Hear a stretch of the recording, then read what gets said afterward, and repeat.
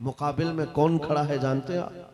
वक्त का super power, जिसके पास पेट्रोल मिसाइल की कोई कमी नहीं, जो पूरी दुनिया में दादागिरी करने में मशहूर है। अमेरिका से लेकर यूरोप और न जाने कितने ममालिक एक साथ खड़े हैं। क्या कभी आप ये नहीं सोचते हैं? हमारी आंखें तो बहती हैं, दर्द तो होता है, तकलीफ तो होती है, लेकिन प्राउड फील भी होता है कि इतने सारे कुत्ते अगर भौंक रहे हैं तो एक छोटे से इलाके के लिए, छोटे से इलाके के लिए महीने भर 40 दिन से जंग करके तबाह कर डाला, बम बारूद से पूरे शहर को राख कर डाला। लेकिन मेरे अजीजों, मेरी इस गुफ्तगू को याद रखना, चंद दिन आएंगे फिर देखना आप उन्हीं गज्जा के बच्चों के हाथों में परचम इस्लाम लहराता हुआ देखेंगे,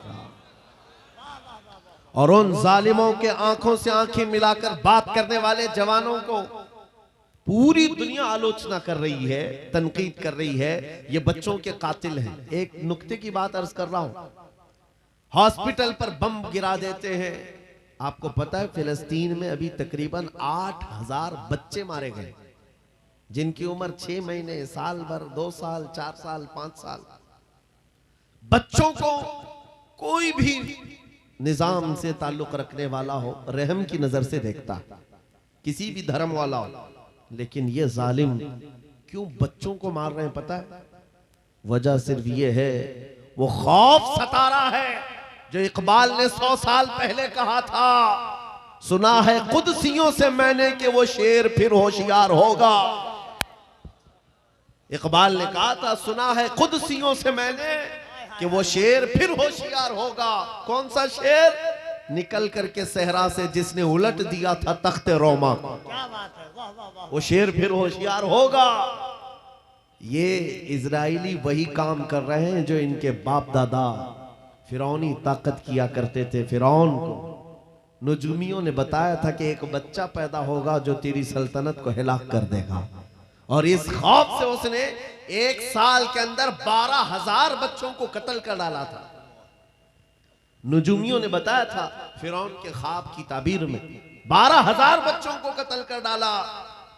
लेकिन जो बच्चा इसकी सल्तनत को हिलाक करने वाला था वो मूसा अलैहिस्सलाम थे, पैदा भी हुए हैं, और फिरौन के घर में ही अल्लाह ने उनको पाला।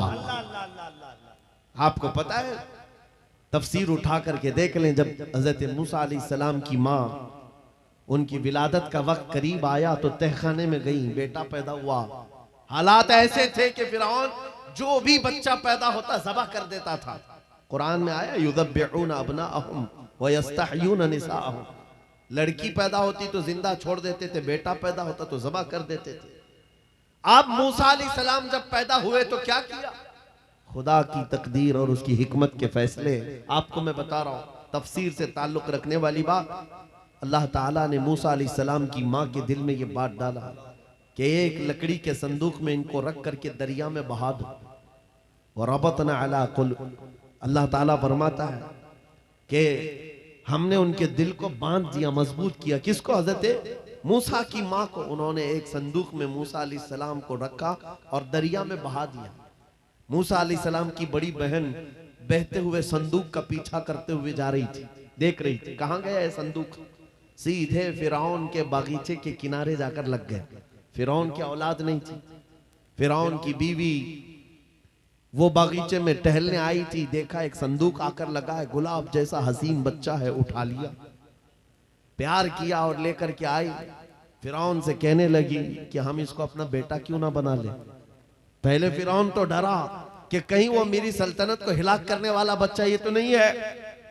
बीवी ने कहा, कैसी बात करते हो, ये तो दरिया से बहकर के आया है, तुम्हें पता नहीं मौला कहां से बहाकर तुम्हारी हिलाकत को लाए।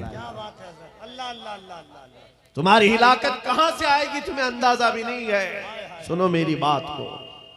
फिरौन ने बीवी की बात मान ली। मूसा अलैहिस्सलाम की परवरिश फिरौन के घर में हो रही है, फिरौन के घर में, और वो भी किस शान से। मूसा अलैहिस्सलाम पैदाइशी बच्चे हैं, दूध पिलाने की बात आई तो किसी दाया का दूध आप पकड़ते नहीं। मूसा अलैहिस्सलाम की बहन भी वहां खड़ी सब देख रही थी। फिरौन की बीवी से कहा, मैं एक दाया को जानती हूं जिसका दूध हर बच्चा पकड़ लेता है, कहा बुला लाओ, हम शाही खजाने से उसे इनाम भी देंगे। वो गई और अपनी माँ को ले आई, अपनी माँ को ले आई। मूसा अलैहिस्सलाम अपनी माँ के गोद में गए, जैसे ही सीने से लगाया दूध पीने लग गए। बादशाहत में खुशी, और मूसा अलैहिस्सलाम की माँ को इनाम और इकराम भी दिया गया। हर बच्चे की परवरिश के लिए मूसा अलैहिस्सलाम की माँ को फिरौन के घर में रखा गया। तुम्हें पता है रब तबारक व तआला की हिकमत के फैसले, वमकरू वमकरल्लाह वल्लाहु खैरुल माकिरीन। मेरा रब फरमाता है काफिर मंसूबा बनाते हैं और अल्लाह खुफिया तदबीर करता है, और रब की खुफिया तदबीर गालिब आती है। मूसा अलैहिस्सलाम जवान हुए फिरौन के घर में, फिरौन के घर में जवान हुए। उसके बाद फिर आपने जब अपनी नबूवत के बाद दावत हक पेश की तो फिरौन जानी दुश्मन हुआ। उसके बाद जो हालात हुए आपको पता है। फिरौन मूसा अलैहिस्सलाम को मारने के लिए पूरी फौज लेकर पीछे निकला। मूसा अलैहिस्सलाम समंदर में चल करके आगे गए, रास्ते आपके लिए खुल गए। फिरौन भी उसी रास्ते पर आया। अल्लाह फरमाता है कि हमने समंदरों को मिला दिया, गर्क कर दिया फिरौन को। एक छोटी सी तारीख में आपको बता रहा हूं, 12,000 बच्चों का कत्ल किया इस डर से कि मुझे हिलाक करने वाला बच्चा ना पैदा हो। लेकिन जो बच्चा तेरी सल्तनत को हिलाक करने वाला था वो तेरी नाक के नीचे परवरिश पा रहा था। आज इन जालिमों ने गद्दा के हजारों बच्चों को सिर्फ इसलिए मारा है कि ये बड़े होकर के मुजाहिद ना बन जाए, ये बड़े होकर के हमें आंख दिखाने वाले ना बन जाए। और बाज़ाब्ता स्टेटमेंट में ये कहते भी हैं, इन बच्चों को कत्ल करने से हमें कोई खौफ नहीं, कोई आपत्ति नहीं है, कोई तकलीफ नहीं है, इसलिए कि बड़े होकर के ये हमें आंख दिखाने वाले बनेंगे। ये डर तुम्हारा बता रहा है। कई हजार बच्चों को भी तुम कत्ल कर लो, लेकिन तुम अल्लाह की उस हिकमत से गाफिल हो। जालिमो, वो अनकरीब पैदा होगा जिसको दुनिया सलाहुद्दीन कहती है, वो अनकरीब होगा। मेरे अजीजों, आज के नौजवानों से मैं ये कहता हूं, तुम्हारे दौर में भी ये डरा सहमा हुआ जो माहौल है, लोग बनाने की कोशिश कर रहे हैं। अभी देखना और हालात खराब किए जाएंगे। हमारी हुकूमत आएगी तो मस्जिदों को तोड़ डालेंगे, मदरसों को तोड़ डालेंगे। इन जालिमों को लगता है तुम्हारे सारे बिल्डोजर में ही ताकत है। सिर्फ ताकत इसी का नाम है। राज मिल जाए, तख्त मिल जाए, उस वक्त कुछ लोगों के ऊपर जुल्म करना आसान है। जिस तरह चंगेज ने भी किया, हलाकू ने भी किया, बड़े बड़े जालिमों ने किया है, और उनका हशर भी तुम्हें मालूम होना चाहिए। इंशाअल्लाह वो वक्त आएगा जब खसो खाशात की तरह तुम बहा दिए जाओगे, अखबारों में तुम्हारा नाम तक ना होगा। और अगर कुछ बाकी रहेगा तो क्या रहेगा? न घबराओ मुसलमानों, अभी खुदा की शान बाकी है, अभी इस्लाम जिंदा है, कुरान बाकी है। ये जालिम काफिर क्या समझते हैं जो रोज हमसे उलझते हैं? अरे अभी करबला का आखिरी मैदान बाकी है। नारे तकबीर, नारे रिसालत, मुहाफिज़े नामूसे रिसालत, मसलके आला हजरत। नौजवानों, इस यकीन और के साथ और ईमान के साथ अपनी जिंदगी को आगे बढ़ाओ। खुदारा मैं तुमसे कहता हूं, अगले दिनों के बाद जब तुम्हारे इम्तिहान का वक्त आएगा, हर उस्ताद अपने बच्चे को इम्तिहान की तैयारी करा रहा होता है। बेटा सवालात ऐसे आएंगे, टाइम इतना होगा, स्क्वाड भी होंगे, चेक करने वाले एग्जाम हॉल में बार बार आएंगे, तुम्हें देखेंगे। उस वक्त तुम खौफ से अपने हाथ में कपकपी नहीं पैदा करना, दिल को जमाना और अपना इम्तिहान मुकम्मल करना। यह हर उस्ताद अपने बच्चों को तरकीन करता रहता है। अजीज़ान गिरामी वक़ार, इस मिंबरे नूर से मैं आपको इस बात की तलकीन करके जाता हूं, इम्तिहान की घड़ी अनकरीब आने वाली है आपके साथ भी। और जो इम्तिहान तुम्हारा होगा वो इस्तिकामत का इम्तिहान होगा, तुम्हारे ईमान पर जमे रहने का, तुम्हारे डटे रहने का इम्तिहान होगा। देखना बहुत सारे पार्टी बदल लेंगे, बहुत सारे मसलहतों के पर्दों में छुप जाएंगे, बहुत सारे लोग किसी की धोती में पनाह ले रहे होंगे, कोई किसी की साड़ी में पनाह ले रहा होगा। लेकिन जो आशिक़ मुस्तफा है वो बढ़ चढ़ करके ये ऐलान कर रहा होगा अपना सब कुछ गुंबद खजरा कल भी था और मेरे नबी से मेरा रिश्ता कल भी था और बस इस बात के साथ तुम्हें जमे रहना है, यकीन के साथ, एतमाद के साथ। अजीज़ान गिराम वक़ार, कौन सी ऐसी ताकत है, कौन सी ऐसी कुव्वत है जिसने इस्लाम को खत्म किया या खत्म करने की ताकत रखती है? अल्लाह करीम जल्ल शानुहु खुद कुरान पाक में फरमाता है, युरीदूना लियुत्फिउ नूरल्लाहि बिअफ़वाहिहिम व यअबल्लाहु इल्ला अन युतिम्मा नूरह। अल्लाह फरमाता है ये जालिम अपने मुंह के फूंकों से इस्लाम के चिराग को बुझाना चाहते हैं और अल्लाह तबारक व तआला इस चिराग को मुकम्मल करके रहेगा। दीन इस्लाम, अभी आप सुन रहे थे, इस्लाम था, इस्लाम है, इसके साथ कुछ नहीं होना है, आपका इम्तिहान होना है। हमारे मरने के बाद अल्लाह ताला इस दीन की हिफाजत के लिए औरों को पैदा करेगा। वो कादिर मुतलक चाहे तो सख्त जानी दुश्मनों से भी ईमान वाले पैदा कर सकता है। हाँ, ये बात याद रखिए आप। ततारी जिन्होंने बगदाद को हिलाक करके रखा था, रब तबारक व तआला ने उन्हीं के सीनों में ईमान की दौलत दी और वो मुहाफिज़े इस्लाम बन गए।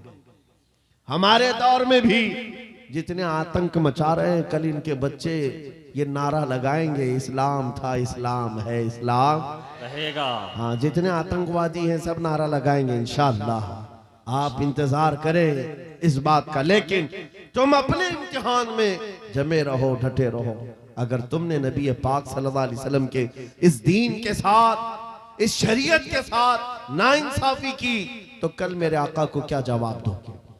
कल मैदान क़यामत में तुम्हें खड़े होना है, हुजूर पाक सल्लल्लाहु तआला अलैहि वसल्लम की बारगाह में जवाब देना है।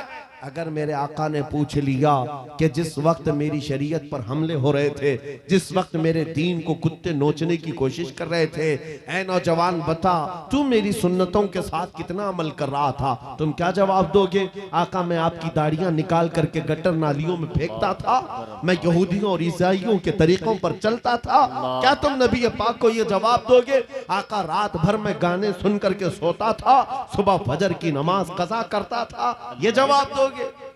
क्या जवाब दोगे?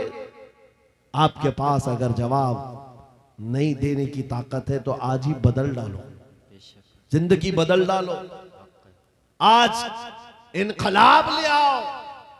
देखना, मैं अक्सर ये बातें कहता हूं ना, मैं चाकू छुरी की बात करता हूं, ये तो शायर लोग तलवार उठाने की भी बात करते हैं। हाँ, ये कहते भी हैं समझौता नहीं होगा, तलवार उठ जाएगी। मैं तो तलवार की भी बात नहीं करता। अरे प्लास्टिक का ब्लेड भी रख लो तो कल को हमको आतंकवादी घोषित कर दे। बम, बारूद, बंदूक, किसी चीज की बात नहीं करता, सिर्फ इतनी बात करता हूं, नबी पाक के इश्क में मलबूस होकर तुम सिर्फ रास्तों में चलते फिरते रहोगे, तुम्हारी चलत फिरत से कई कीड़े यूं ही मर जाए। हक है, वाह वाह, बहुत खूब। हुजूर पाक की सुन्नतों में वो दम है, वो असर है, तुम्हारी चलत फिरत से कई कीड़े फना हो जाए। बात सिर्फ इतनी है, दीवार क्या गिरी मेरे खस्ता मकान की, लोगों ने आने जाने का रास्ता बना लिया। होता यही है, कोई पुराना घर गिर जाए ना, लोग इधर से उधर आने का रास्ता बना लेते हैं। आज हमारी जमात के अंदर इंतशार हुआ, नौजवानों में आवारगी आ गई, तो हर कुत्ता हमको ही टारगेट करने लग गया, हर कुत्ता हमें ही भौंकने लग गया। मेरे अजीजों, शिद्दत से आज उस सलाहुद्दीन अय्यूबी की बात याद आती है। क्या आपको पता है, उनका दौर ऐसा है कि यहूदी माएँ, ईसाई माएँ अपने बच्चों को थपकियां देकर सुलाती थी, कहती बेटा सो जा, नहीं तो सलाहुद्दीन आ जाएगा। हालांकि जुल्म से कोई तख्त नहीं बिछाया था, सुन्नते मुस्तफा का रौब ऐसा कायम था, हुजूर के इश्क का रौब कायम था, जिसकी वजह से पूरी दुनिया में उनकी तूती बोलती थी। आज करोड़ों की तादाद में है, करोड़ों की तादाद में जालिम हमें आंख दिखा रहे हैं। हमारे बच्चों का कत्ले आम, हमारी औरतों की इज्जतें नीलाम, हमारी गर्दनों पर राज, और बगैर किसी खौफ के शायर इस्लाम पर भौंकना आज की आदत सी बन गई। नौजवानों, तुम्हारे अंदर अगर जमीर बेदार है, गैरत मौजूद है, तो अपने आप को बदल डालो। जवाब देने का एक वक्त आएगा, इंशाअल्लाह वक्त आएगा जवाब देने का। लेकिन पहले मैं आपसे सिर्फ इतनी इल्तिमास करता हूं कि अपने आप को बदल लो। कल को हमारे पास फख्र होगा, फख्र के साथ किसी मैदान में उतरेंगे, वो तुम्हारी होलियों को ऊपर से नीचे देखते रहे और पूछते रहे ये कौन सी मखलूक है, ये कहां से आई हुई जमात है, तो हम सीना तान करके कहेंगे ये मोहम्मद अरबी के शेरों की जमात है। वक्त आज क्या हम दिखाएं लोगों को? गुटखा खाने वाले लोग दिखाएंगे। अल्लाह अकबर, अल्लाह अकबर। हम नौजवानों को बालियां पहने हुए, हाथों में चूड़ियां पहने हुए, चोटियां डाले हुए, जीन्स फटी हुई, अल्लाह अल्लाह, और बालों में दाढ़ियों में डिजाइन किए हुए ये नौजवान ला करके हम खड़ा करेंगे। मेरे अजीजों, दुनिया के ऊपर अगर हैबत तारी होती है तो सिर्फ आशिकाने मुस्तफा से होती, हुजूर के गुलामों से होती है। आज से 3 साल पहले पैरों से माजूर एक खादिम हुसैन ललकारता था, है हक है। वाह व्हील वाह। चेयर पर बैठ करके ललकारता था। अरे सफेद दाढ़ी हो चुकी, उम्र काफी है, सफेद दाढ़ी, पैरों में माजूरी, लेकिन पूरी दुनिया में ऐसी हैबत तारी कि यूरोप की जमीन भी हिलती नजर आए। हॉलैंड की पार्लियामेंट में बाज़ाब्ता उनको लेकर कहा जाए ये आदमी मोस्ट डेंजरस है, बहुत ज्यादा डेंजर है। हम सोचते हैं ये तो पैरों से माजूर सफेद दाढ़ी वाला व्हील चेयर पर बैठा हुआ तुम्हारे लिए कैसे डेंजर हो गया? तुम्हारे पास तो बहुत बड़े बड़े मिसाइल, एटम बम है, सब कुछ है। पता ये चला कि रब तबारक व तआला जो हैबत डालता है वो आशिक मुस्तफा की हैबत डालता है। हक है। नबी पाक की सुन्नतों पर आमिल। या रसूल अल्लाह, या रसूल अल्लाह।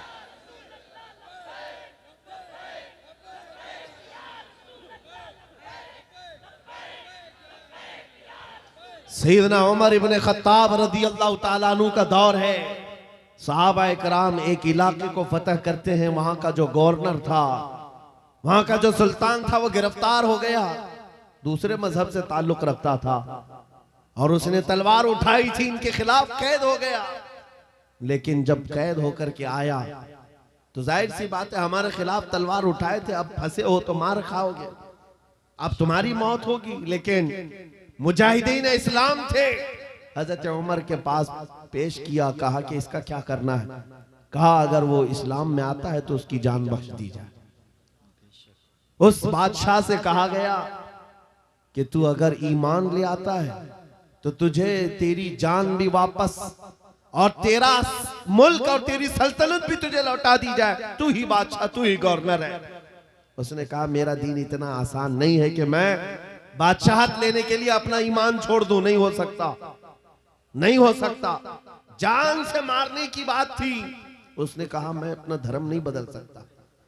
फिर उसके बाद साहबा ने कहा हजरत अमीरुल मोमिनीन से इसका क्या किया जाए? हजरत उमर फारूक ने क्या किया सुनो, कहा उसको कहो कि हम तुम्हें जेल में डाल देंगे। उस बादशाह से कहा गया तो उसने कहा मंजूर है मुझे जेल, लेकिन मैं अपना धर्म नहीं बदल सकता, दीन नहीं बदलूंगा। हजरत उमर ने कहा जेल में डाल दो, और 10 सहाबा को भी उसके साथ जेल में डाल दिया। इनका कोई कसूर नहीं था। 10 सहाबा जवान थे। नौजवानों तवज्जो से सुनो, उस कट्टर दिल बादशाह के साथ जेल में डाल दिए। वो नौजवान सहाबा जेल में थे, उनके वक्त, उनके औकात की पाबंदी, सुबह दोपहर शाम वो अपनी नमाजों के पाबंद, कुरान की तिलावत, नबी पाक सल्लल्लाहु अलैहि वसल्लम की मोहब्बतों वाली सुन्नतें। 8 दिन नहीं गुजरे थे, वो बादशाह इन नौजवानों को बार बार देखता था। पलट करके उसने कहा तुम्हारे अमीरुल मोमिनीन से मुझे मिलना है। पैगाम पहुंचाया गया हजरत उमर के पास, कहा लाओ उसको। पेश किया गया बादशाह को, जेल के बाहर ला करके हजरत उमर के पास। कहा क्या कहना चाहते हो? कहा ईमान लाना चाहता हूं, ईमान लाना चाहता हूं। कहा हमने तो इससे कबल तुम्हारे सामने पेशकश रखी थी, क्यों नहीं लाए? उस वक्त तो तुम्हारी सल्तनत भी तुम्हें वापस करने की बात की गई थी, तब भी नहीं लाए। जेल में डालने की बात की गई, तब भी नहीं लाए। वो बादशाह कहता है, इस तरह से अगर आप 25 साल भी मुझे जेल में डालते तब भी मैं नहीं बदलता। हक है। मुझे ये सख्तियों ने नहीं बदला, आपके इन 10 जवानों ने मेरा दिल बदला। है हक है। वाह वाह सुभान इनके अखलाक और किरदार मैंने देखा, फिर मेरा दिल गवाही देने लगा ये झूठों की जमात नहीं हो सकती। और मैंने इनकी सुबह देखी, इनकी शामें देखी, इनका उठना बैठना, इनके नमाज, इनकी इबादतें, इनका गिड़गिड़ाना, ये सब देख करके जवानों में मेरा दिल पसीज गया।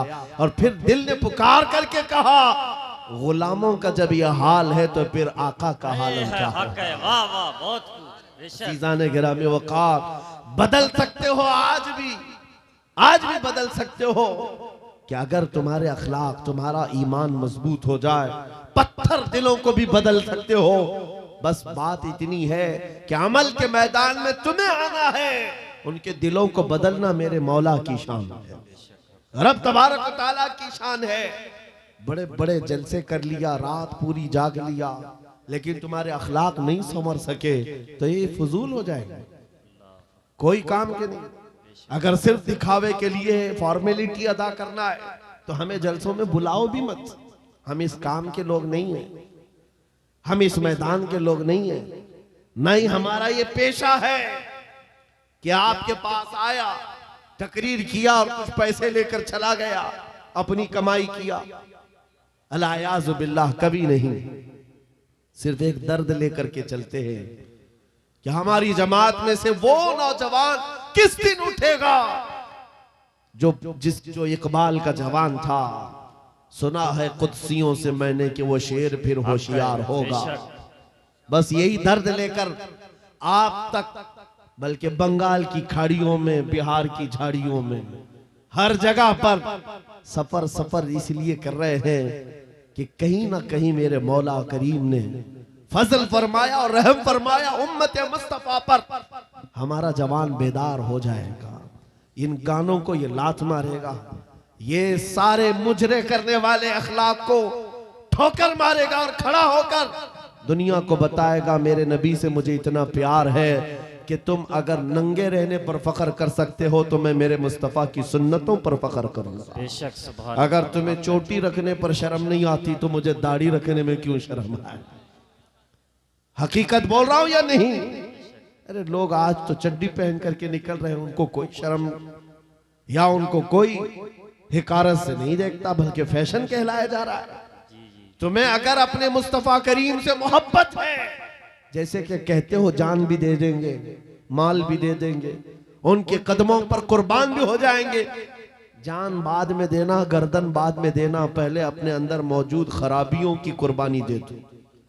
अपनी जिंदगियों में मौजूद इन तमाम वाहियात को खत्म करो, आ जाओ मेरे मुस्तफ़ा के गुलाम बन जाओ। एक सवाल करता हूं, दिल पर हाथ रख करके और यकीन के साथ मुझे बताओ, अगर कोई तुम्हें हुजूर का गुलाम कहे तो बुरा लगेगा? किसी को बुरा लगेगा? बल्कि मैं तो ये कहता हूं, दुनिया मुझे हुजूर के दरबार का कुत्ता कहकर पुकारे, मेरी जिंदगी की मेराज, हमारी सआदत है। हुजूर के दरबार का कुत्ता कहलाना भी हमारे लिए फख्र है। आपको अगर कोई गुलाम कहता है तो एतराज है आपको बुरा लगेगा? बल्कि हुजूर का गुलाम होना ये सबसे बड़ा शरफ है, सबसे बड़ी सआदत है। तो जब आपको दुनिया कोई हुजूर का गुलाम कहे तो बुरा नहीं लगता, तो अमल करने में बुरा क्यों लगता है? पूरे के पूरे गुलाम बन जाओ हुजूर अकरम सल्लल्लाहु तआला अलैहि वसल्लम। नहीं, आप झूठ बोलते हैं। कुछ लोगों की बात कर रहा हूं, हुजूर का गुलाम कहने में बुरा नहीं लगता, टोपी रखने में बुरा लगता है, दाढ़ी रखने में बुरा लगता है, फिर झूठ क्यों बोल रहे हो? हुजूर के गुलाम कहलाने में बुरा नहीं लगता, लेकिन अमल से बार बार दिखाते हो कि नहीं, पसंद नहीं है तुम्हें, पसंद नहीं है। इस्लाम जिंदाबाद का नारा लगाते हो, अपनी बीवियों पर, अपनी बच्चियों पर इस्लाम को क्यों नहीं पसंद करते? इनके दुपट्टे कहाँ चले जाते हैं? इनको आवारा क्यों छोड़कर रखा है? इनको जिस तरह बेपर्दगी के साथ घुमाते हो और खुशियों से देखते हो, शादी महल में जाकर देखे वहां तो हालात ही बदले हुए हैं, इस्लाम दिखता ही नहीं। तो इस्लाम जिंदाबाद का नारा सिर्फ ये जुबानी है? अपने घरों से तब्दीली ले आओ, बेशक इनकलाब तुम्हारे घरों से आएगा। हक है। आज तुम दिल महसूस करके बैठे हुए हो कि बड़े बड़े तख्त पर बैठे हुए कुत्ते हमारे लिए भौंक रहे हैं, इस्लाम को मिटाएंगे, मदरसों को मिटाएंगे, मस्जिदों को मिटाएंगे, बुरा लगता है। और उसके बदले में तुम चाहते हो उनका जवाब देने वाला कोई चाहिए। बार बार हमारी मेंबरों से हम उनका जवाब देते रहे। ऐ नौजवानों, जवाब तुम अपने अमल से दो। एक मस्जिद का मीनार क्या गिरता है, हर घर मस्जिद बनना चाहिए। हक है। वाह वाह, बहुत हर घर मस्जिद बन जाए। काश तुम्हारे घरों से अजाने हो, तुम्हारे घरों को मुसल्ला बना दिया जाए। एक बात याद रखो, दुनिया थक जाएगी, एक वक्त आएगा थक जाएगी। कल को देखना इजराइल भी थक चुका होगा बेशक। मार मार करके। अब आएंगे वो युद्ध विराम करने के लिए कि हम समझौता करेंगे, बस खत्म हो गया। जितने ताकत थी झोंक दिया, मार मार करके थक जाएगी दुनिया। लेकिन हमारी शरीयत का, हमारे दीन का एक मिजाज है, कितने गाजी मारोगे हर घर से गाजी निकले। बेशक हक है। तुम एक चिराग गुल करोगे, मौला 100 चिराग रोशन करेगा। ये सिलसिला चलता रहेगा।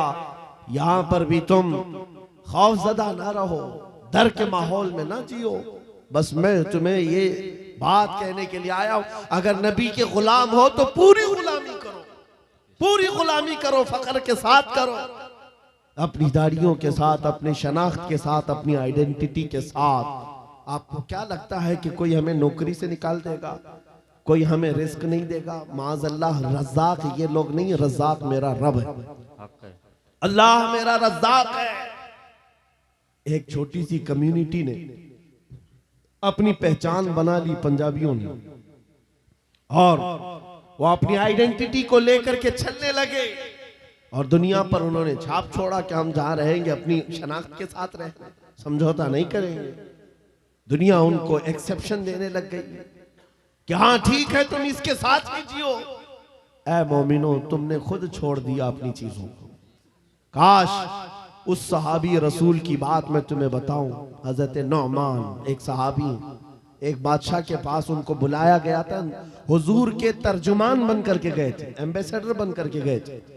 और जब उस बादशाह के पास आए, काफिर बादशाह था, एक सहाबी की बात, उसने कालीन बिछाया, और कैसा कालीन था? रेशम का कालीन था। रेशम का कालीन, बहुत महंगा कालीन। और जो कुर्सी बिछाया वो सोने की कलाई की हुई कुर्सी थी। जब सहाबी रसूल वहां पहुंचे, देखा रेशम का कालीन है, अपनी तलवार से फाड़ दिया, कहा उठाओ इसको, जमीन पर चलूंगा। जमीन पर चलकर आए, कुर्सी देखा सोने की रखी है, ठोकर मारकर गिरा दिया, कहा सादी कुर्सी रखो। बादशाह ने पूछा, इतना एटीट्यूड है तुम्हारे अंदर, इतना गुरूर किस बात का? तुम्हारी इज्जत के लिए ये रेशम का कालीन बिछाया, सोने की कलाई की हुई कुर्सी रखा। उस साहबी ने कहा, बादशाह ये गुरूर नहीं, ये तकब्बुर नहीं है, मैं मदीने वाले मुस्तफा का गुलाम हूं, जिनका फरमान है कि मर्द के लिए रेशम का इस्तेमाल हराम है, मर्द के लिए सोने का इस्तेमाल हराम है। मैं दुनिया में जहां कहीं रहूंगा, एक सोने की कुर्सी क्या 1000 कुर्सी रखे, मैं ठोकर मार दूंगा। अपना सब कुछ गुंबद खजरा, मेरे नबी से मेरा रिश्ता।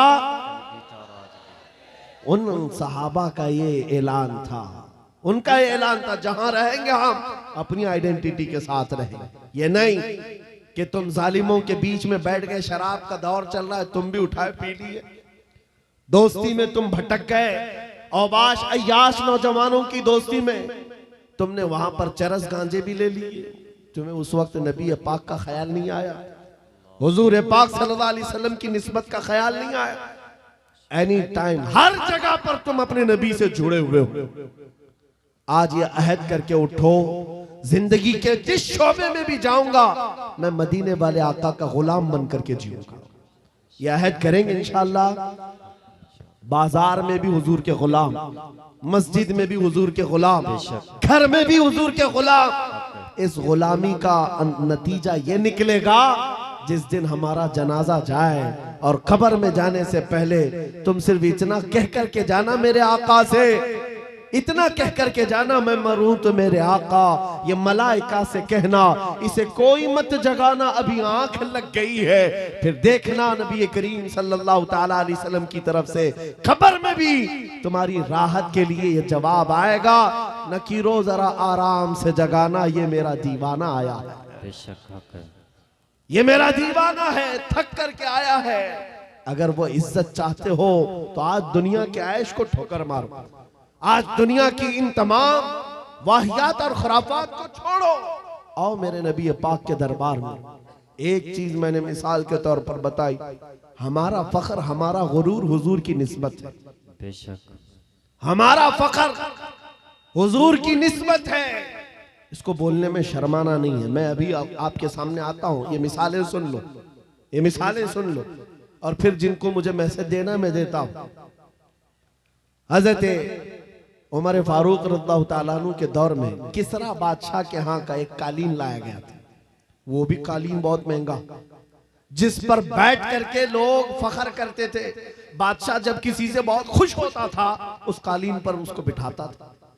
और जब किसरा की सल्तनत को उखाड़ फेंका सहाबा ने, सुपर पावर था उस जमाने का, पर्शियन एम्पायर खत्म कर दिया, तो वहां का कालीन मदीने ले आए, अमीरुल मोमिनीन की बारगाह में पेश किया, कहा ये कालीन कहां रखना है। आपने कहा मस्जिद नबवी के दरवाजे के बाहर डाल, तो जो आएगा पैर पोंछ कर आए। है हक है, वाह वाह। उन्होंने ये नहीं देखा बहुत महंगा कालीन है, मेहराब में लगा दो, वहां से आया हुआ है। वो नबी के हकीकी गुलाम थे, वो इज्जत मेरे मुस्तफा के कदमों में ढूंढते थे। बादशाहों क्या नहीं, वो बताना ये चाहते थे, ऐ दुनिया वालों, जिस पर बैठ करके तुम फख्र करते हो वो तो मोहम्मद अरबी के कदमों की धूल के लायक नहीं। ये फख्र था, नाज था उन्हें नबी पाक की निस्बतों पर। और कसम खुदा की, जिस दिन तुम्हारे अंदर ये बेदारी आ जाए कि हमें अपने नबी पाक सल्लल्लाहु ताला अलैहि वसल्लम की निस्बत पर फख्र है, दुनिया तुम्हारी आवाजों को बंद नहीं कर सकेगी, नहीं बंद कर सकेगी। आज मेरे मुतालिक बहुत सारी चीजें मशहूर हैं और मैं इस बात से खौफ नहीं करता कि कल मेरे साथ क्या होने वाला है। मेरा अकीदा ये है, मौत आनी है तो मच्छर से भी अल्लाह ताला मौत लाए। मौत आनी है, चूंटी और मच्छर से भी आदमी मर जाएगा, और नहीं आनी है तो मोदी योगी से भी नहीं आएगी। है हक है, वाह वाह। नारे तकबीर, नारे रिसालत, जश्न गौसुल वरा, खलीफे हुजूर ताजुश शरिया, खलीफे हुजूर गयासे मिल्लत, नारे तकबीर, नारे रिसालत। ये मिजाज लेकर के चलो, हमारे पास जो दौलत है वो हुजूर पाक की निस्बत है, नबी पाक सल्लल्लाहु अलैहि वसल्लम की मोहब्बत है, लासवाल दौलत है जो हमें बेखौफ बनाती है, जो हमें निडर बनाती है। लोगों के दरमियान ही नहीं, पूरी दुनिया के दरमियान तन्हा रह करके भी नबी पाक का गुलाम अपने आप को महफूज समझता है। वजह क्या है? जिस दिन मौत आएगी अपनी ही चादर ओढ़कर सो जाए, इसलिए कि दुनिया कितने दिन की है। हमारा तो ये अकीदा है, एक ना एक दिन दुनिया से जाना है और कब्र में पहुंचना है, लेकिन असल जिंदगी तो आंखें बंद होने के बाद शुरू होनी। देखनी है हश्र में इज्जत रसूलुल्लाह, हक है, वाह वाह। जब उस दिन मैदान महशर में जमा होंगे, सारे कीड़े मकोड़े भी लाए जाएंगे, अपने वक्त के जबाबरा, तागूती ताकत, सारे फिरौनी मिजाज के बादशाह भी लाए जाएंगे और खड़े होंगे। उस वक्त की बात होगी मेरे अजीजों, फिर हर कोई हुजूर पाक सल्लल्लाहु अलैहि वसल्लम की तरफ टकटकी बांध कर देख रहा होगा। हर कोई ये सोच रहा होगा, ये लब हिला दे मेरी बख्शिश हो जाए, ये लब हिला दे मेरी बख्शिश हो जाए, मेरी मगफिरत हो जाए, मुझे माफ कर दिया जाएगा। लेकिन मेरे अजीजों, उस दिन के आने से पहले जब तागूती ताकतों को वहां रगड़ा जा रहा होगा, रब का हुक्म होगा लिमनिल मुल्कुल यौम, आज की बादशाहत किसकी है? लिल्लाहिल वाहिदिल कहार, एक कहर करने वाले खुदा की है। रब तबारक व तआला कहार होगा और उसका हबीब उस दिन रहमतुल लिल आलमीन पर होगा। मेरे आका का उस दिन शफाअत का दिन होगा।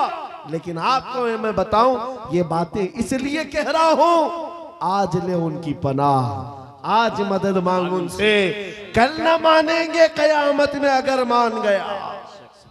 उस दिन बहुत सारे मानने को बैठे होंगे, बहुत सारे, ये जितने भौंक रहे हैं ये भी सोच रहे होंगे आज इनकी बात कर लें, कल न मानेंगे फिर कयामत में अगर मान गया। आज तुम्हारे पास वक्त है उस नबी की अजमतों को तस्लीम कर लो। आज उस नबी पाक सल्लल्लाहु अलैहि वसल्लम की सच्चाइयों को एक्सेप्ट करो। कल कयामत का दिन बड़ा भयानक भी है, सख्त भी है। और उस वक्त सवा नेज़े पर सूरज हो और लोगों का पसीना उनकी गर्दनों, उनकी कमरों तक आया हुआ हो, भेजा पक पक करके कानों से बाहर आ रहा हो, उस वक्त, उस दिन मेरे आका फरमाते हैं कयामत के मैदान में मेरी हालत ये होगी, मेरे एक कंधे पर चादर पड़ी होगी। हुजूर फरमाते हैं ये चादर खसक खसक कर कभी गिर रही होगी, मैं एक हाथ से अपनी चादर संभाल रहा होऊंगा, दूसरे हाथ से अपने उम्मतियों को पकड़ पकड़ कर जन्नत में ले जा रहा होगा। उस दिन मेरे आका की रहमतुल लिल आलमीन होगी और वो तुम्हारे लिए। अब नौजवानों सुनो, हुजूर पाक से एक सहाबी ने पूछा, आका मैदान महशर में बड़ा जम्मे गफीर होगा, आप कैसे पहचानेंगे हमको?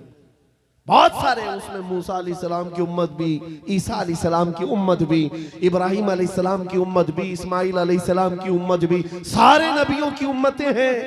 मेरे आका क्या फरमाते हैं सुनो, तुम्हारे वजू के आज़ा, वजू करते हो कि नहीं करते हो? वजू करते हो? सुनो, हदीस पाक सुना रहा हूं। मेरे आका फरमाते हैं वजू करने के वक्त तुम दोनों हाथ धोते हो और चेहरा भी धोते हो, ये जो दिखने वाले हैं, मसा भी करते हैं और पैर भी धोते हैं। हुजूर फरमाते हैं कयामत के दिन ये आज़ा सबसे ज्यादा चमक रहे होंगे, ये चमक देख करके मैं पहचान लूंगा मेरा उम्मती फला जैसा। सुभान अल्लाह, हक है, वाह वाह। जो वजू ही नहीं करता वो क्या चमकाएगा कयामत के दिन? वजू ही नहीं करता। इसलिए मैं कह रहा हूं कयामत का मैदान भी मुस्तफा करीम की शफाअत का दिन है। उस दिन के लिए अपने आप को आज बदल डालो। दुनिया भी तुम्हारी है, उकबा भी तुम्हारी है। आज यहाँ सारी खुशियां तो मौला ने दे दिया है, सोने के लिए नींद है, रहने के लिए घर है, पहनने के लिए कपड़े, किस चीज की कमी है? सब कुछ तुम्हारे पास है। एक चीज है दौलत इश्क मुस्तफा का ये चिराग, और इसकी लौ बढ़ा दो, फिर देखना तुम्हारे चेहरों की सदाकत दुनिया को बोलेगी, तुम्हारे चेहरों का नूर गुफ्तगू करेगा। जिस तरफ से तुम गुजर जाओ इश्क मुस्तफा की महक फैलाते जाओ। अजीजा ने गिरामे वक़ार, मैं इस मैसेज के साथ अपनी गुफ्तगू समेटना चाहता हूं, इस मैसेज के साथ कि जितने आज इस्लाम के खिलाफ बोल रहे हैं, ये सुन सुन करके नौजवानों के दिलों में ये बात आने लग गई कि हालात बड़े खराब हैं, अभी कुछ बोलना नहीं। यही तो दिन है बोलने के, यही तो दिन है जवाब देने के। तुम इंतजार करते रहोगे, अच्छे दिन आएंगे तब हम बोलेंगे। और झूठे लोगों के अच्छे दिन कभी नहीं आते। झूठों ने जो अच्छे दिन के नारे फैलाए वो कभी नहीं आते। मैं आपसे कहता हूं मेरे अजीजों, एक मशहूर मुहावरा है, गाड़ी चलाना सीखना हो तो ट्रैफिक में ही चलाना पड़ेगा। तुम अगर इंतजार करते रहो रोड खाली होगा तब गाड़ी चलाओगा, तो तुम इसी तरह रोड के खाली होने के इंतजार में रह जाओगे और ड्राइविंग सीट पर आ भी नहीं पाओगे। भीड़ भाड़ को देखो, ट्रैफिक में ही लेकर उतर जाओ और एक न एक दिन ड्राइविंग सीट मिल ही जाएगी, बैठ जाओगे। आज ऐ नौजवानों, क़ियादत करना है, हालात के अच्छे होने का इंतजार मत करो। जिस तरह के हालात है, मुझे इश्क मुस्तफा के साथ खड़ा होना। आज एक बात सुन लो, मैं रुखसत होता हूं। कई हमारे मोहब्बत करने वाले उलमा ने हमसे कहा था, जो बहुत मोहब्बत करते हैं, कहा मुफ्ती साहब बड़ा अंदेशा है और डर लगता है, कहीं आपके साथ कुछ हो गया तो क्या होगा। अवाम और मखलूक आपसे नफा उठा रही है, ज्यादा देर तक ये नफा चलना चाहिए। उनकी मोहब्बतें मेरे सर आंखों पर, मैं सलाम करता हूं, उन्होंने दुआएं दी हैं। लेकिन मेरे अजीजों, बारहा उन्होंने कहा आपका होना बहुत जरूरी है, आपका होना बहुत जरूरी। इनसे भी पूछो तो यही कहेंगे, जरा एहतियात से बात करें, बहुत सख्त जुमले बोलेंगे, कल को कुछ हो जाएगा। आपका होना बहुत जरूरी है। मैं अर्ज करता हूं नौजवानों, मेरी हैसियत एक घास के बराबर भी नहीं। इमाम हुसैन का होना कितना जरूरी था। हक है, वाह वाह। इमाम हुसैन का होना कितना जरूरी था।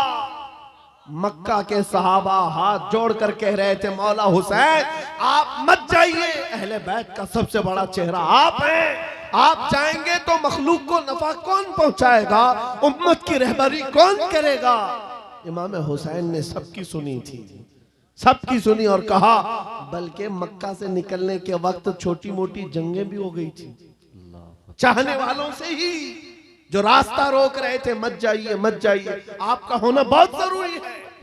मेरे अजीजों, ये मिजाज हुसैनी था जो ये बता रहा था कि मसलहत के साथ खामोशी के साथ जी लेंगे और 8 साल 10 साल, लेकिन अगर जालिमों के वक्त खामोश रह गए, कल की नस्लें इतनी बुज़दिल हो जाएंगी, वो ये समझने लग जाएंगी जो ऐरा गैरा भौंकना चाहे भौंक सकता है। हमारे बड़ों ने कभी जवाब नहीं दिया तो हम क्या जवाब देंगे। अजीजा ने गिरामी वकार, आपका ये गुलाम और ये फकीर सिर्फ इतना जज्बा लेकर चलता है, कल को मुझसे अगर कोई उलझता है, मेरी फांसी हो जाए, मेरी जेल हो जाए, मुमकिनात में से है, मगर इस बात का मैं खौफ नहीं रखता, कल के बाद हमारी नस्लें आएंगी, वो इतनी बात तो जरूर कहेंगी कि जब नबी पाक की शान में कोई कुत्ता भौंक रहा था तो हमारे बाप दादाओं में से कोई आलिम खड़ा होकर जवाब तो दे रहा था। नारे तकबीर, नारे रिसालत, मसलके आला हजरत, मुहाफिज़े नामुसे रिसालत, शेरे अहले सुन्नत, मशाइखे कालपी शरीफ। आने वाली नस्लों का ईमान मजबूत होगा। नौजवान बच्चे कल को ये तस्करा करेंगे। एक वक्त था जब हर जगह पर हुजूर की शान में, कुरान की शान में, रब की शान में, इस्लाम की शान में ऐरा गैरा नत्थु खेरा बोलने लग जाए। मेरे अजीजों, अगर खामोश मिजाजी इसी तरह की बनाई गई तो आने वाले लोगों के दिलों में ऐसी बुज़दिली आ जाएगी कि कल को ये हुजूर का नाम लेने से भी डरने लग जाएं, कुरान की बात करने में खौफ खाने लग जाएं। नहीं मेरे अजीजों, ऐ नौजवानों, मैं इसलिए चीख चीख करके जा रहा हूँ, इसलिए खुलेआम डंके की चोट पर बोल बोल करके जा रहा हूँ।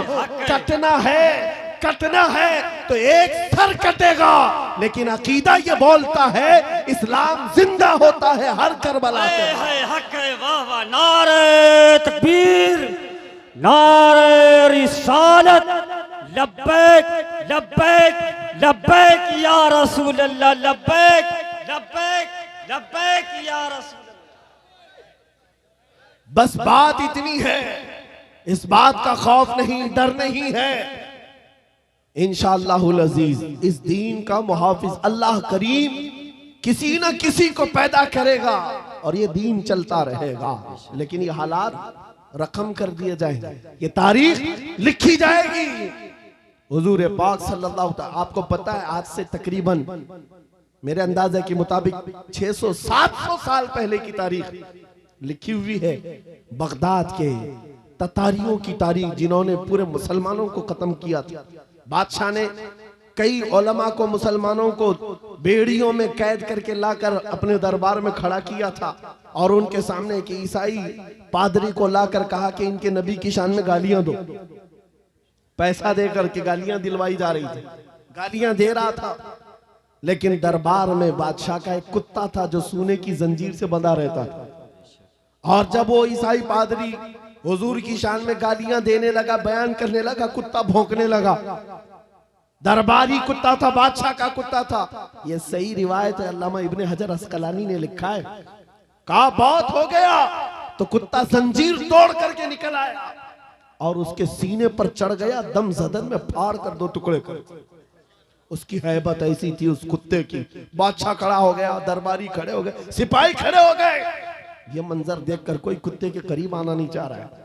कुत्ते ने किसी और को नहीं काटा, सिर्फ और सिर्फ उस गुस्ताख रसूल को जो नबी की शान में भौंक रहा था।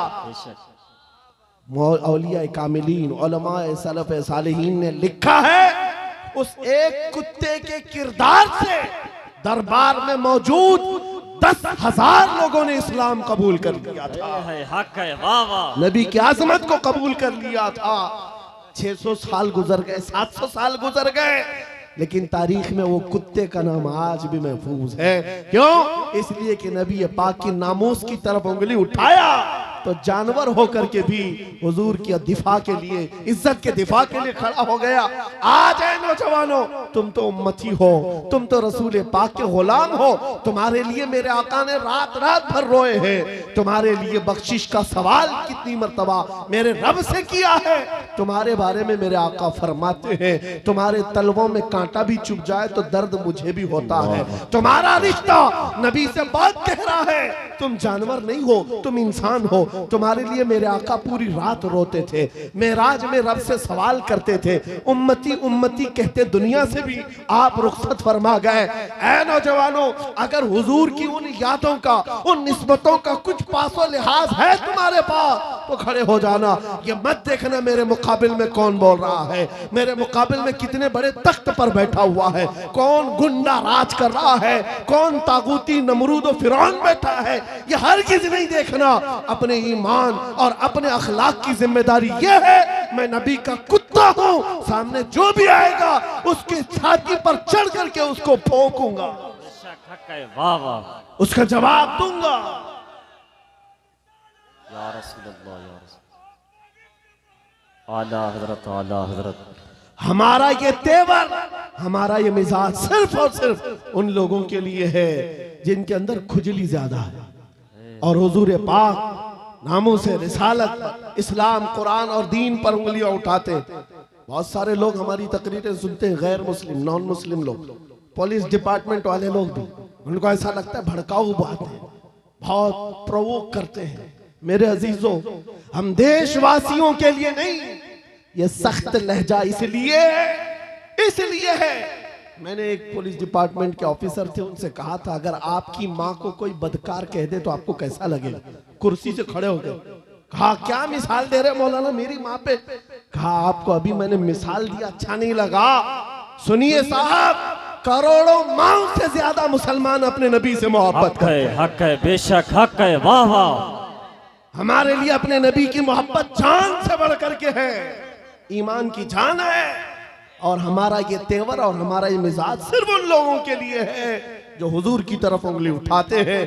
खैर चाहते हो, सुलह आश्ती के साथ रहो, अमन अमान के साथ रहो, क्योंकि कुरान ने हमें फरमाया है वइन जनाहु लिस्सल्म फजनह, अगर वो झुका दें, सलामती चाहे तो तुम भी सलामती के साथ रहो। हमारा ईमान यही हमें कहता है कि तुम जहां पर रहो जंग की तमन्ना मत करो, दुश्मनों से मुठभीड़ की तमन्ना मत रखो, सलामती और अमन के साथ हम भी जीना चाहते हैं, आप भी। लेकिन एक बात याद रखना, एक पिल्लर है हमारा, एक सुतून है हमारा जो पूरी कायनात का अजीम पिल्लर है। उसको जो भी छेड़ेगा फिर छत तुम्हारे ऊपर गिरने को तैयार रहेगी।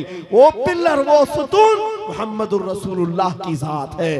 क्योंकि हमारी तारीख ये है, घबरा गई है गर्दिशे दौरा कभी कभी, दीवान गाने इश्क़े मोहम्मद को देखकर घबरा गई है गर्दिशे दौरा कभी कभी। वो मेरे आबा व अजदाद थे, ऐ सुन्नियों तुम्हारे आबा व अजदाद थे, तुम्हारे वो पुरखों की तारीख थी जिन्होंने दरिया नहीं देखे घोड़े डाल दिए थे, जिन्होंने पहाड़ नहीं देखे चढ़ा दिए थे, जिन्होंने आंधियां नहीं देखी अपने नबी का परचम लहरा दिया था। टल न सकते थे जंग में अगर अड़ जाते थे, पांव शेरों के भी मैदान से उखड़ जाते थे, हक से सरकश हुआ कोई तो बिगड़ जाते थे।